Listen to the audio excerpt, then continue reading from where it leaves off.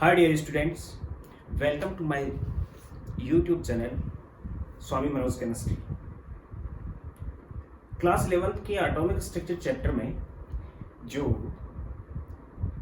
Bohr model जो चल रहा है उस बोर मॉडल के अंदर जो उसकी एप्लीकेशंस चल रही हैं उसमें एनर्जी मैंने आपको बता दी, रेडियस कैसे निकालते हैं वो बता दिया मैंने, frequency, time period, number of revolution या फिर उससे रिलेटेड वेव नंबर भी हम कैसे कैलकुलेट करते हैं अभी आप बताएंगे।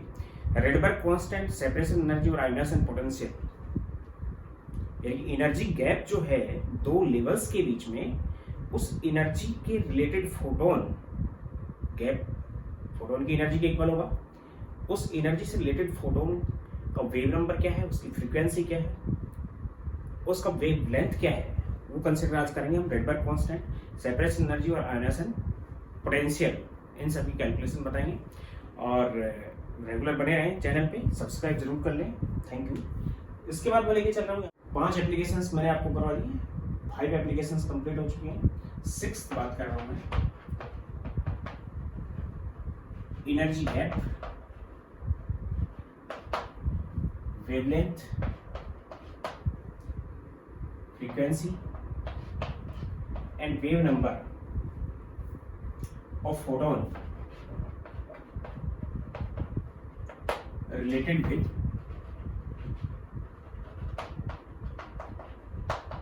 gap of two orbits and Rydberg constant.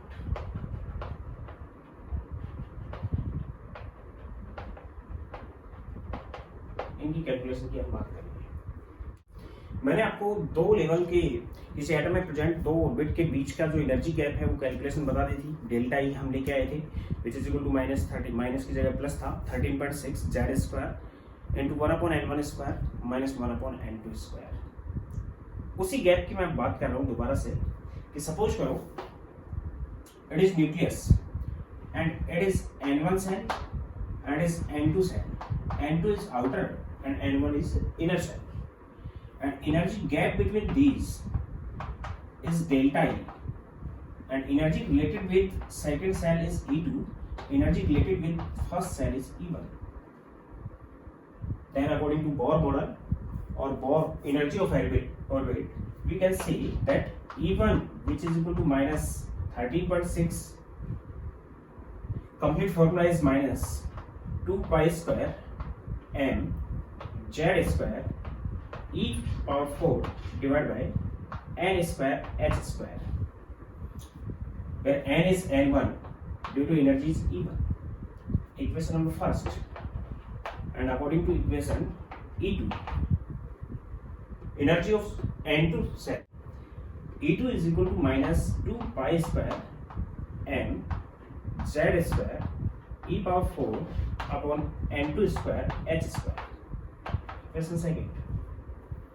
From equation first and second,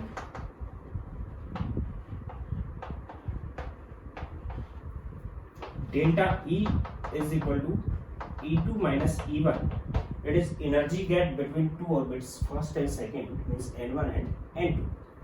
And delta is also equal to the energy of photon. Delta is also equal to the energy of photon. If electron jumps from here to there, then which absorb energy according to photon, and if electron jumps to here and there, here to there, then electron release or emit the energy in form of photon, and the energy of photon which is equal to h nu.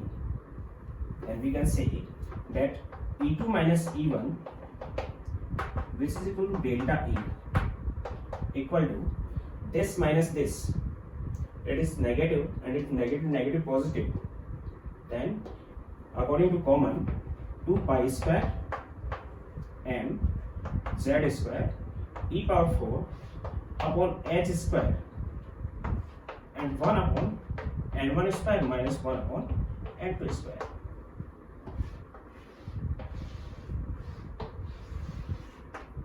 In these two equations, the common is 2 pi square m z square e power 4 and h square, and n1 and n2 are variable, then delta E means energy gap between two orbits can be calculated by this equation.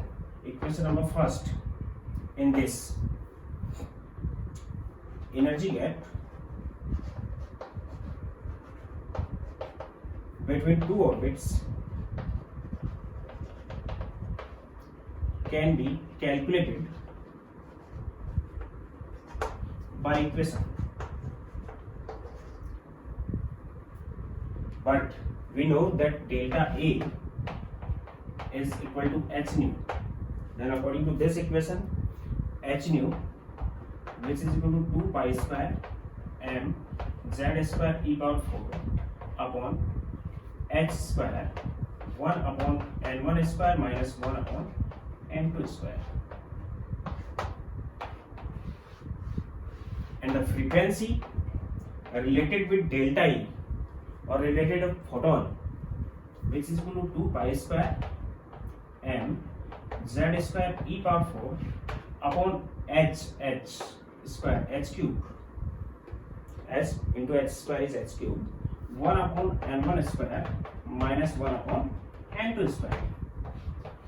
Equation second, the frequency of photon can be calculated by this equation.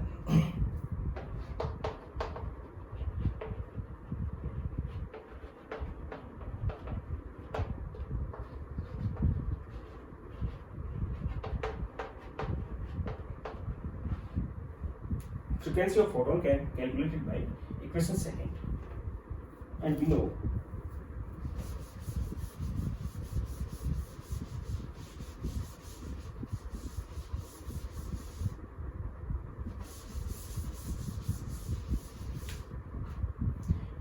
we know that frequency is c by lambda. Then c by lambda, which is equal to 2 pi square m z square e power 4 upon h cube 1 upon n1 square minus 1 upon n2 square, and lambda 1 by lambda, which is equal to 2 pi square m z square e power 4 upon c h cube. Due to cross multiplication of c and h cube, it is ch cube 1 upon n1 square minus 1 upon n2 square. Equation number third, we can calculate the wavelength of photon related with the energy gap of n1 and n2 shells. Then lambda, wavelength of photon calculated by equation third.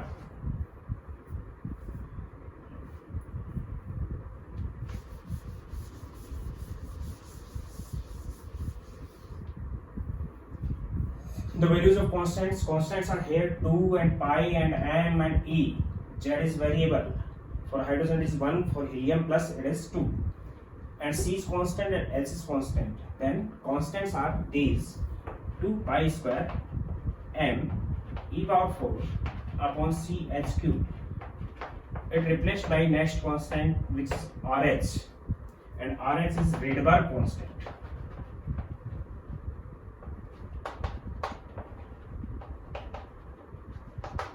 RH is Rydberg constant. The value of RH is 2 pi square m e power 4 ch cube divided by ch cube, and the value of RH related with CGS, it is 109,677 centimetre inverse. सभी constants की value CGS में put करने के बाद ये value आ जाएगी.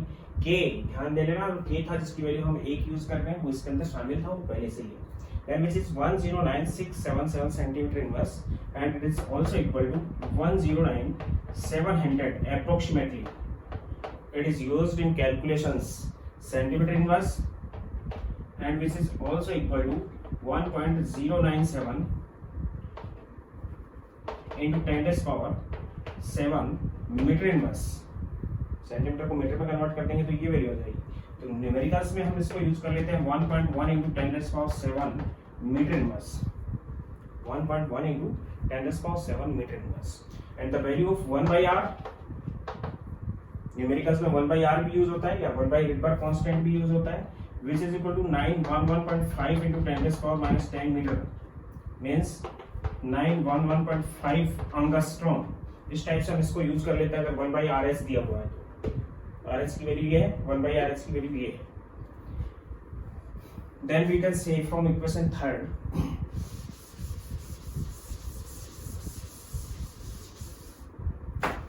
that 1/λ which is equal to RH Z square 1 upon N1 square minus 1 upon N2 square, and 1/λ which is equal to wave number nu bar, and nu bar is RH Z square 1 upon N1 square minus 1 upon N2 square. It is called a Rydberg equation.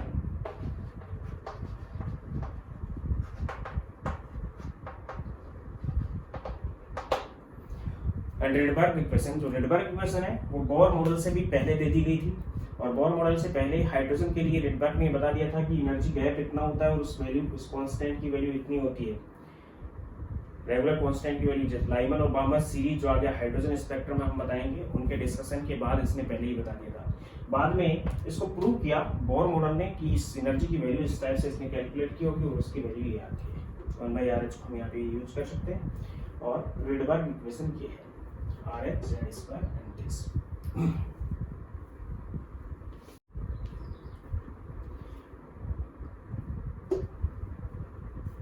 इस equation से new बार wave number की value calculate कर सकते हैं। Equation number 4, wave number calculated by equation.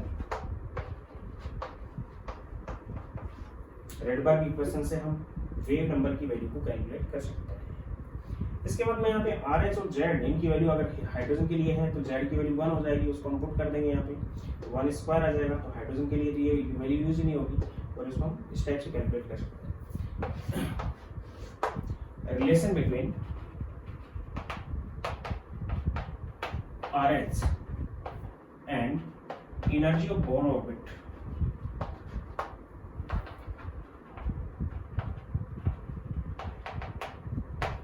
ध्यान रहे, पहले ही बता रखा है मैंने कि Bohr orbit is first shell of hydrogen atom.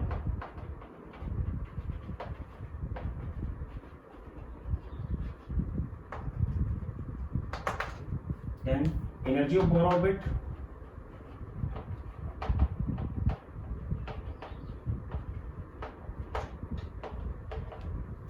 which is equal to minus 2 pi square m Z square is 1 square e power 4 divided by n square h square and n is 1, then it is this।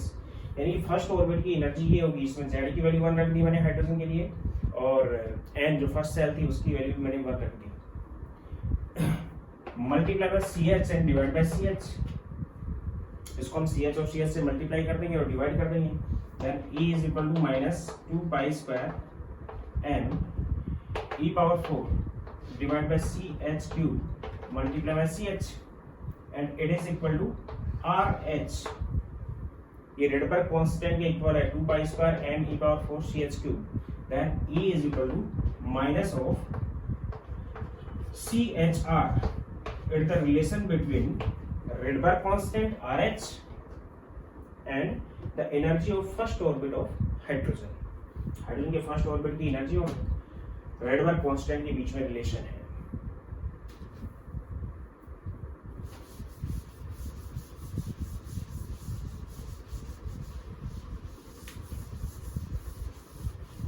मैं बात कर रहा हूं यहाँ पे numerical value of RH की।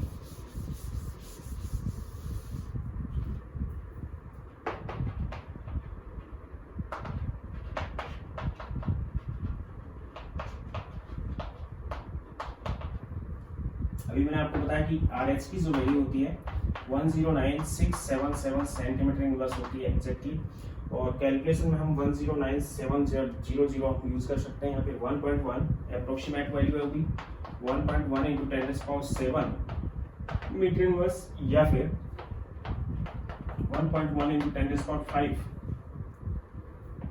Centimetre inverse हम use कर सकते हैं। तो मीटर में करूँ या सेंटीमीटर में करूँ, 1/RH की वैल्यू मैंने आपको बता दी है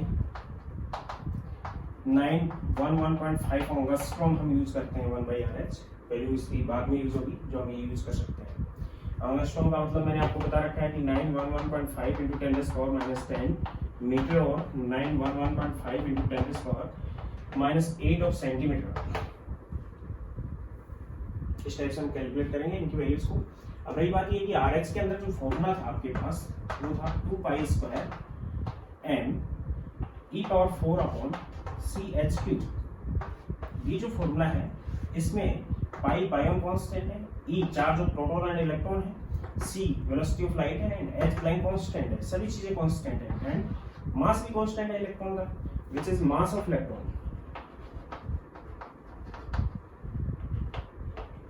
m ऑफ e, या फिर इसको मैंने यहाँ पे डिनोट कर रखा है m से।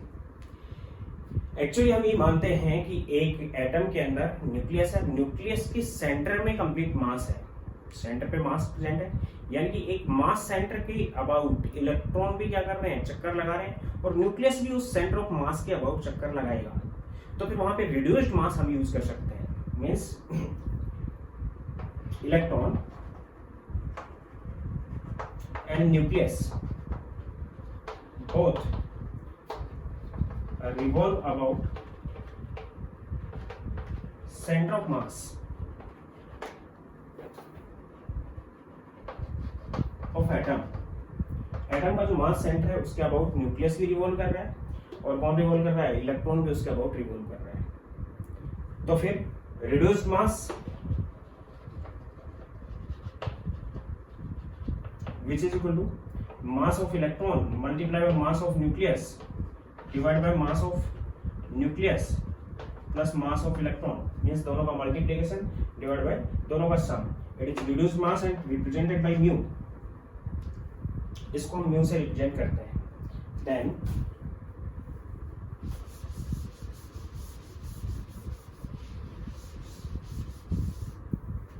reduced mass अब यूज करते हैं इसका हम। Then reduced mass mu which is equal to, condition मैंने लगा दी, the mass of nucleus is very greater than the mass of electron।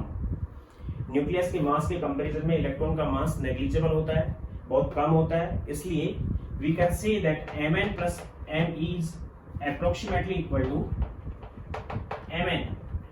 Mn के कंपैरिजन में मास ऑफ इलेक्ट्रॉन को हमने छोड़ दिया, then it is Me into Mn divided by Mn। Mn से Mn cancel हो गया, then which is equal to Me।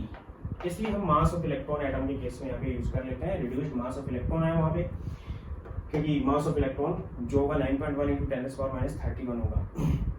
अगर हम एक हाइपोथेटिकली ऐसे एटम की बात करें जिसमें जो बाहर चक्कर लगा रहे हैं जिसको हम इलेक्ट्रॉन बोल रहे हैं, वो भी कंपेरेबल मास अगर रखता है, न्यूक्लियस के मास के कंपेरिजन में वो भी कंपेरेबल मास रखता है, तो फिर हम मास ऑफ पार्टिकल को एग्जैक्टली उस पार्टिकल का मास ना देके हम क्या रिप्रेजेंट करेंगे, उसका रिड्यूस्ड मास, क्योंकि उसकी कुछ ना कुछ वैल्यू होगी। तो उस कंडीशन में रिडबर्ग कांस्टेंट की जो वैल्यू वो थोड़ी चेंज हो जाएगी। Then if in hypothetical method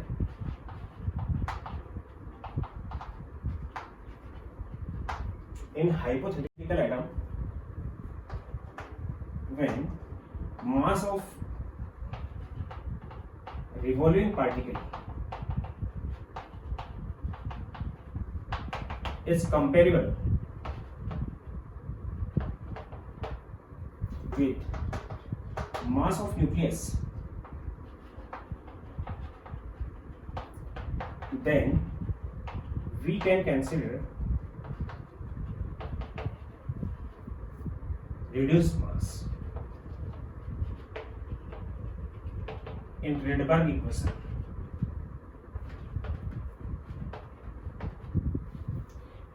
And Rydberg constant represented as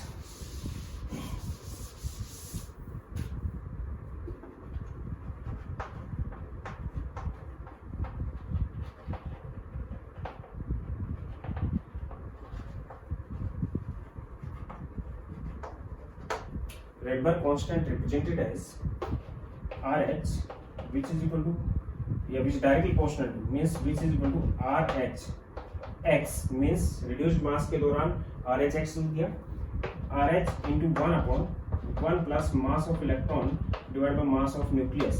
यहाँ पे इलेक्ट्रॉन का मतलब क्या है कि जो बाहर चक्कर लगा रहा है और न्यूक्लियस का मास, इस इक्वेशन से हम उसको कैलकुलेट करेंगे। यहाँ पे हमारे पास क्या था कि न्यूक्लियस का मास इलेक्ट्रॉन के मास के कंपैरिजन में बहुत ज्यादा था, तो Me/Mn इनफाइनाइट हो गया उसके कंपैरिजन में, तो बहुत ज्यादा होने की वजह से इसकी वैल्यू को हमने नेग्लिजिबल 0 मान लिया।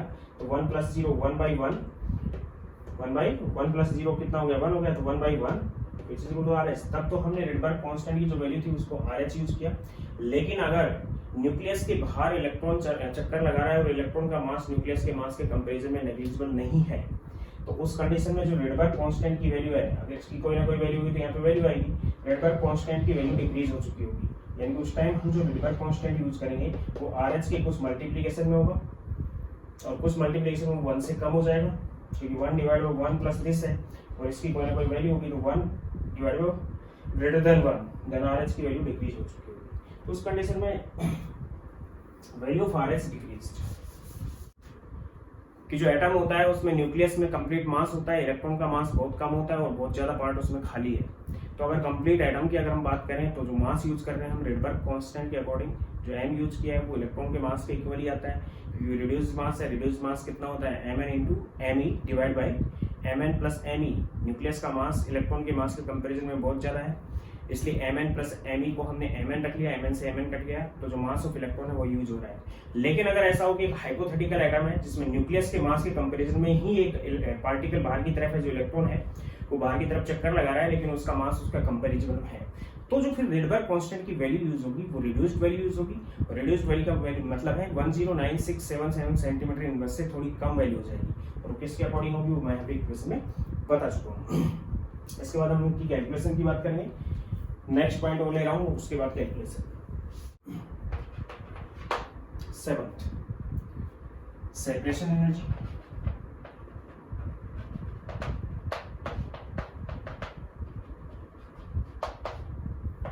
And ionization energy.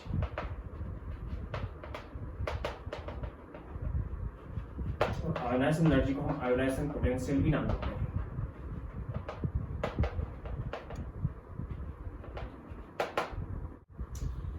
सपोज करो कि आपके पास यूनी इलेक्ट्रॉनिक एटम है,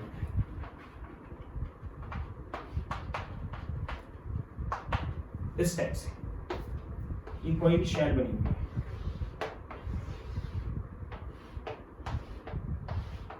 और ये इसकी इनफाइनाइट सेट है।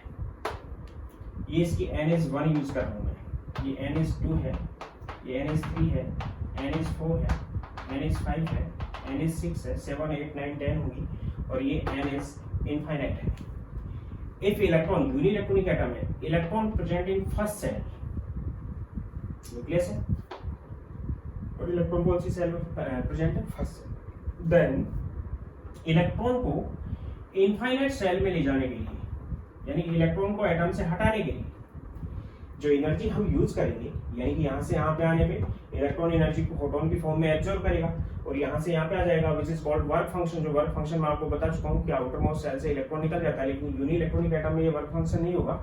यूनी इलेक्ट्रॉनिक एटम में अगर इलेक्ट्रॉन प्रेजेंट है किसमें, फर्स्ट सेल में, तो फर्स्ट सेल से इनफाइनाइट सेल में ले जाने के लिए जितनी एनर्जी वो यूज करेगा, जैसे कि अगर ये हाइड्रोजन एटम हम लेते हैं तो इनफाइनाइट सेल की एनर्जी कितनी होती, 0, और फर्स्ट सेल की एनर्जी कितनी होती, -13.6 इलेक्ट्रॉन वोल्ट एक एटम के लिए। और यहां से और यहां तक का जो एनर्जी का गैप था which is 13.6 electron volt, which is equal to energy of first cell.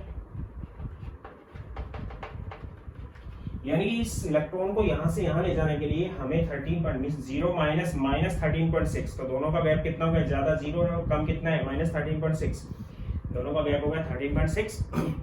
13.6 energy का फोटोन, इसको देखिए हम इसको इजेक्ट करा सकते हैं, इसको बाहर निकाल सकते हैं, तो इस एनर्जी को हम नाम देते हैं आयोनाइजेशन एनर्जी।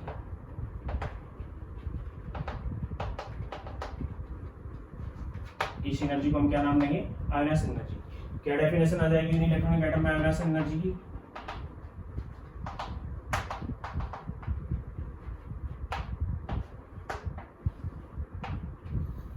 अगर अकेला एटम है तो कभी भी वो सॉलिड और लिक्विड नहीं हो सकता। अगर एटम सेपरेट है तो which is always in gaseous state. अगर अकेला एटम है तो वो हमेशा इन गैसियस स्टेट में होगा, और गैसियस स्टेट में उस एटम के फर्स्ट सेल से यूनि इलेक्ट्रॉनिक एटम के केस में, मल्टी इलेक्ट्रॉनिक एटम के केस में डेफिनेशन चेंज हो रही है। In case of uni electronic atom, electron को फर्स्ट सेल से और इनफाइनाइट सेल में ले जाने के लिए जितनी एनर्जी यूज की जाती है या जितनी एनर्जी रिक्वायर्ड होती है, which is called ionisation energy. Means in case of uni electronic atom,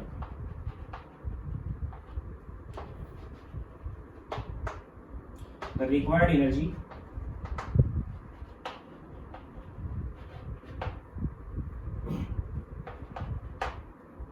to remove electron from first shell is called ionization energy, represented by IE और IP।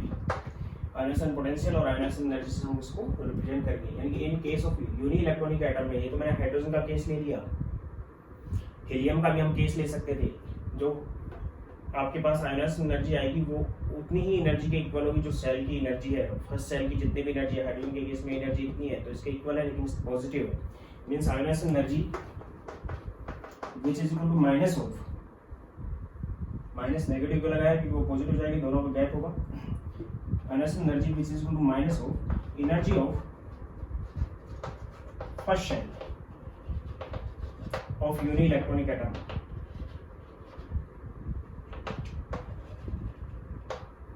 ये आयोनाइजेशन एनर्जी होती है। ये तो गया यूनि इलेक्ट्रॉनिक एटम का। अगर multi electronic atom होता तो आगे आएगी डेफिनेशन।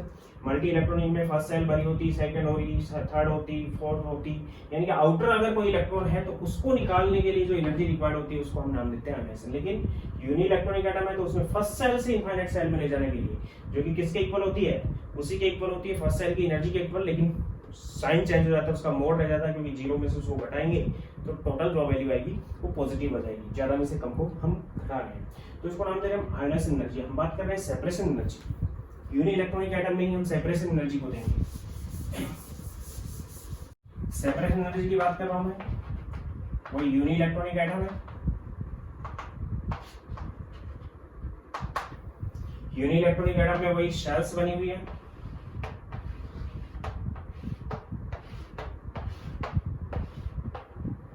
ये इनफाइनाइट शेल है। इसकी एनर्जी होती है infinite, this is 0.00 electron volt पर एटम में यूज कर रहा हूं मैं। अगर इलेक्ट्रॉन, ये एनएच फर्स्ट है, ये एनएच सेकंड है, ये एनएच थर्ड है, ये एनएच 4 है, ये एनएच 5 है, ये एनएच 6 है, और वो इनफाइनाइट है। 7 8 भी होंगी बीच में। मैंने आपको बता रखा है फर्स्ट सेकंड का गैप ज्यादा होता है, सेकंड थर्ड का उसमें कम होगा, थर्ड फोर्थ का सक्सेसिव एनर्जी लेवल्स के बीच में गैप डिक्रीज होता चला जाएगा। अगर इलेक्ट्रॉन फर्स्ट सेल से इनफाइनाइट में ले जाना है, which is called ionisation energy uni electronic atom में। और अगर इलेक्ट्रॉन किसी और सेल में है फर्स्ट को छोड़कर, तो फिर उसको हम ले जाएंगे इनफाइनाइट सेल में, then which is called separation energy. और यहां पे अगर देखें तो फर्स्ट सेल की एनर्जी तो कितनी बताई थी आपको, -13.6, सेकंड की होती है -3.4, और थर्ड की होती है, थर्ड शेल अगर हाइड्रोजन का एटम लेते हैं तो बाकी ओवर लेंगे तो उसके अकॉर्डिंग हो जाएगा। हाइड्रोजन के लिए it is -1.51 electron volt, then what is the separation energy, which is 1.51 electron volt. दोनों का gap which is separation energy. यानी second, third, fourth, fifth, sixth किसी भी सेल में इलेक्ट्रॉन है, यूनि इलेक्ट्रॉनिक, केवल एक इलेक्ट्रॉन है उस एटम में, और वो किसी भी सेल में फर्स्ट को छोड़कर, तो फिर उसको एटम से बाहर निकालने के लिए या फिर इनफाइनाइट सेल में ले जाने के लिए जितनी एनर्जी रिक्वायर्ड होती है, which is called separation energy, और which is also equal to the energy of orbit at which present of electron, but only mod, negative sign वहां से हट जाएगा तो गैप निकाल रहे हैं। देन सेपरेशन एनर्जी ऐसे से नोट कर रहा हूं, required energy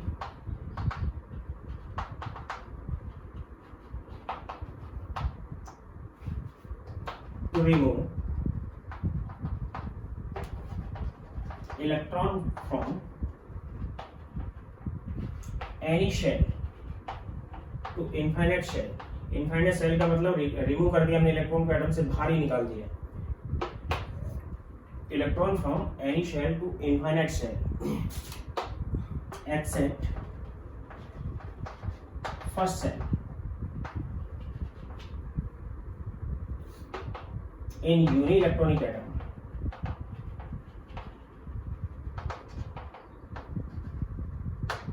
is called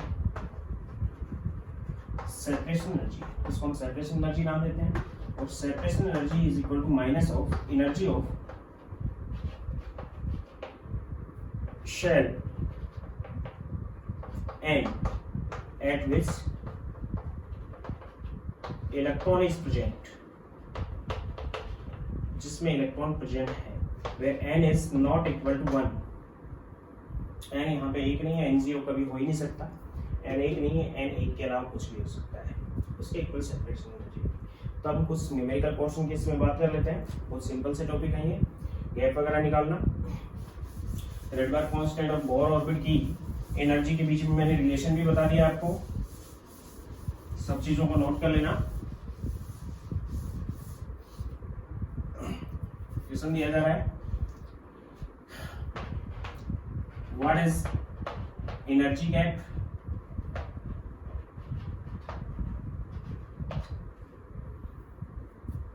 Lambda, nu bar, frequency of first and second shell of hydrogen atom। Hydrogen atom की फर्स्ट और सेकंड शेल की एनर्जी गैप वगैरह निकालनी है। And what is the reason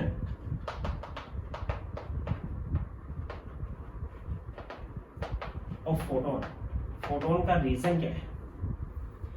तो सबसे पहली बात तो है कि हम सबसे पहले उसका निकाल लेंगे लैम्डा या फिर न्यू निकाल लेंगे, न्यू बार निकाल लेंगे हम। फर्स्ट और सेकंड शेल है, मींस n1 लोअर शेल होती है 1 दी हुई है, n2 हायर शेल होती है वो 2 दी हुई है आपको। यानी ट्रांजिशन कहाँ से कहाँ हो सकता है, या तो 2 to 1 हो सकता है या फिर 1 to 2 हो सकता है। अगर 1 to 2 हो रहा है transition, then energy is absorb,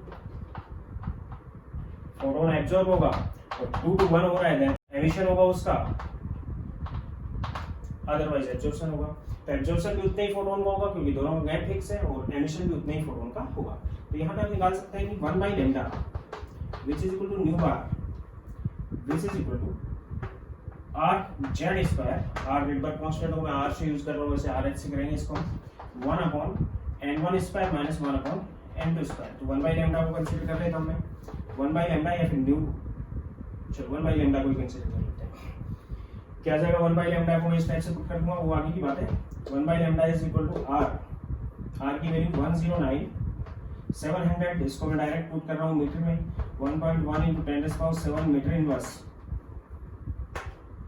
1/1 square minus 1/2 square means 1 minus 1/4 which is 3/4, then 1/λ which is equal to 1.1 into 10⁻⁷ meter inverse divided by multiply by 3/4 meter inverse आ रहा है। then what is the lambda, रेसिप्रोक कर देंगे इसका। then lambda is equal to 1.1 1 divided by 1.1 into 10⁻⁷ into 4/3, 3/4 को मैंने 4/3 कर दिया, which is equal to 4 divided by 3.3 into 10⁻⁷ metre inverse, and 3.3 से इसको डिवाइड कर देंगे, and lambda is equal to 1.25 into 10⁻⁷ metre inverse. Metre inverse को मीटर में बदल दिया, सॉरी यहाँ पे मीटर आ जाएगा, which is also equal to 125 into 10⁻⁹ metre means picometer, 125 nanometer, which is also equal to 1250 angstrom, 1250 angstrom का लैम्डा उसका होगा। देन यहाँ पे पूछा है what is the region of the photon, photon का रीजन क्या हुआ। तो मैंने आपको बता रखा है कि अल्ट्रावायलेट जो रीजन होता है वो 1 नैनोमीटर टू 400 नैनोमीटर के बीच होता है, और 400 से 750 तक मींस 700 से थोड़ा ऊपर तक होता है, विजिबल होता है। तो यहाँ पे जो अल्ट्रावायलेट रीजन है 125 नैनोमीटर है, जो अल्ट्रावायलेट रीजन के बीच में है। इसका मतलब फोटोन का रीजन जो होगा वो अल्ट्रावायलेट होगा, अल्ट्रावायलेट रीजन से वो फोटोन होगा। इसके बाद हमने लैम्डा निकाल लिया। 1/r को भी हम यहाँ पे पुट कर सकते थे, पहले r की टर्म में भी निकाल सकते थे, हम इसको दोबारा निकाल रहा हूँ मैं एक बार लैम्डा को, 1/λ which is equal to r z square 1/n1 square minus 1/n2 square।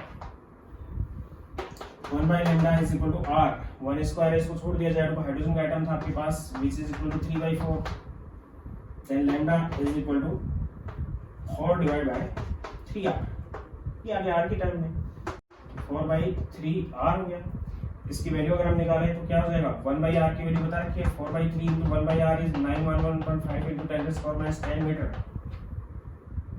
which is equal to into 10 to the power minus 10 meter, which is 1250 angstrom।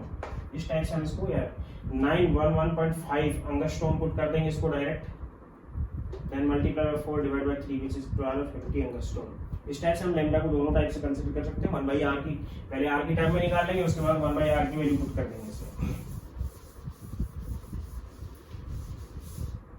अब हम बात कर रहे हैं न्यू बार की, वेव नंबर की। Nu bar is equal to 1/λ which is equal to 1 by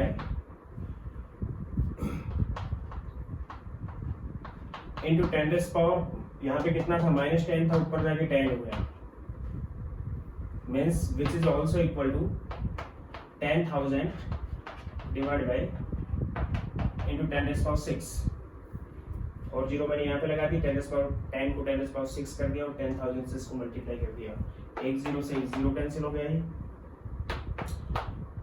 ये हो गया कितने time, 8 time, 8 into 10 to the power 6 metre, ये मीटर इनवर्स में था तो यहाँ पे मीटर इनवर्स आ जाएगा। ये आ गया इसके लिए न्यू बार के लिए। इसके बाद है आपके पास न्यू कैलकुलेट करना है, तो nu is equal to c/λ which is also equal to c into nu bar, क्योंकि 1/λ किसके इक्वल है, न्यू बार के, पुट कर देंगे इसको हम। Then c is 3 into 10 to the power 8 metre per second multiply by nu bar which is 8 into 10 to the power 6 metre inverse, metre से metre inverse cancel, second inverse में answer hertz में, और फिर 24 हो गया, 24 into 10 to the power 14 second inverse, और 2.4 into 10 to the power 15 second inverse या hertz, इसका न्यू होगा। इसके बाद निकालना आपको एनर्जी गेट डेल्टा ई, वो भी कैलकुलेट कर लेंगे।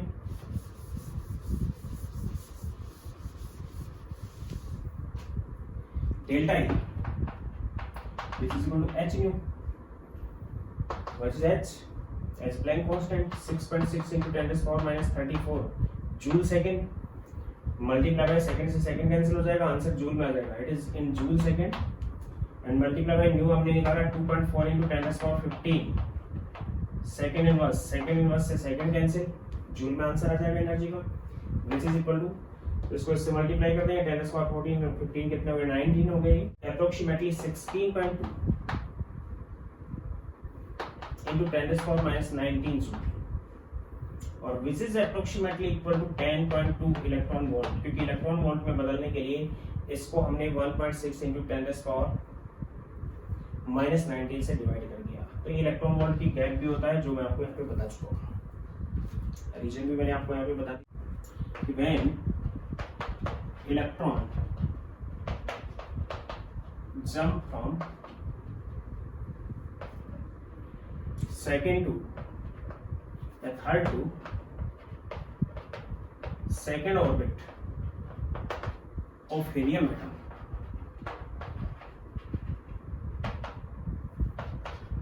then what is reason,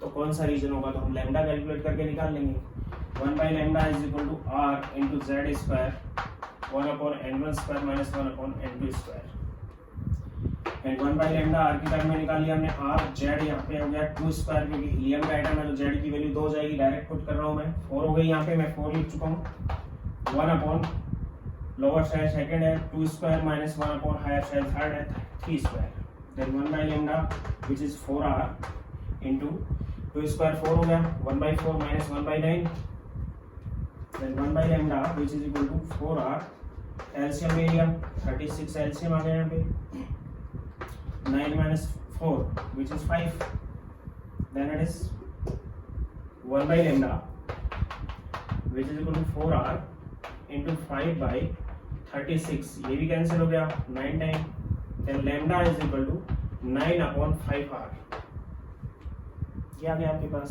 और 9 upon 5r आ गया तो r की वैल्यू 911.5 रख दी हमने, 9 into 911.5 divided by 5 and angstrom, direct angstrom में आंसर आ जाएगा इसका, which is equal to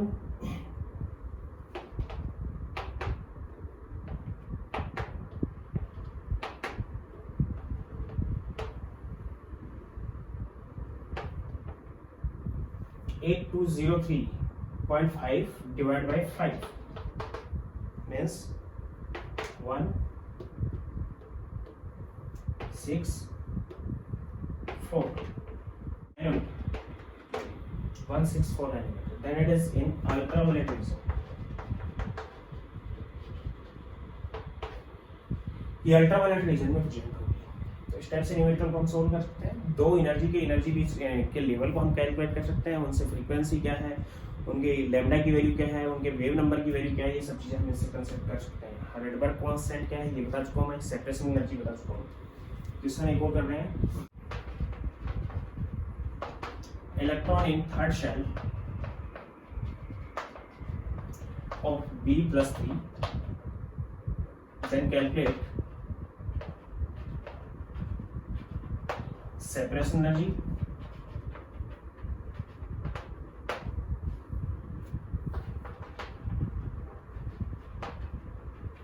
and ionization energy.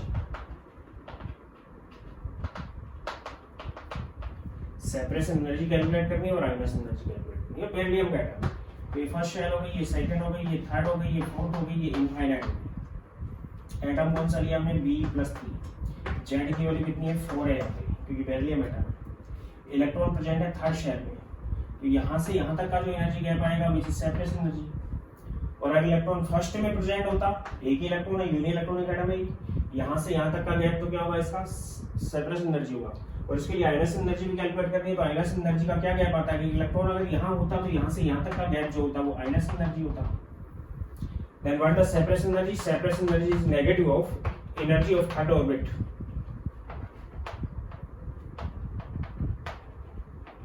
ये सेपरेशन एनर्जी आ जाती। Then what the energy of third orbit? -13.6 into z square upon n square, which is equal to -13.6 into z की value यहाँ पे 4 है और n की वैल्यू यहाँ पे 3 है, 4 square upon 3 square means -13.6 into 16/9। Value निकाल देता हूँ इसकी, which is equal to -24.17 यानी कि what the separation energy? Separation energy is 24.17 electron volt. एक एटम था तो ये सेपरेशन एनर्जी तो आ गई यहाँ पे 24.17 इलेक्ट्रॉन वोल्ट। आयनाइजेशन एनर्जी निकालनी है, किसके इक्वल होती है आयनाइजेशन एनर्जी? फर्स्ट सेल की एनर्जी के इक्वल होती है।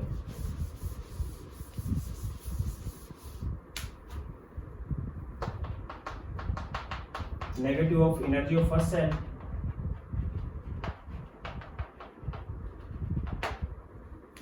energy of first cell which is -13.6 into z square upon n square which is -13.6 into z square 4 square divided by n square 1 square। First shell की energy more negative हो जाएगी means -13.6 into 60 which is -217 electron volt. यानी ionisation energy is equal to 217 electron volt. यानी यहाँ से यहाँ तक electron को निकालने के लिए 217 इलेक्ट्रॉन वोल्ट की नीड होगी। अगर इसको हमें जूल में निकालना है तो इलेक्ट्रॉन वोल्ट को हम 1.6 इंटू 10⁻⁻19 से मल्टीप्लाई करके जूल में कन्वर्ट कर सकते हैं। तो इस टाइप से हम आयनाइज्ड एनर्जी के गेट को भी निकालेंगे या फिर सेपरेशन एनर्जी को निकालेंगे। आज के लेक्चर में इतना ही। नेक्स्ट लेक्चर जल्दी अपलोड हो जाएगा, इसलिए इसको कंप्लीट कर लें और इसके ऊपर बने हुए न्यूमेरिकल्स को आप सोल्व करें। बिल्कुल सिंपल सा है, इसमें कुछ नहीं है। चैनल पे बने रहने के लिए आप इसको सब्सक्राइब जरूर करें। Thank you.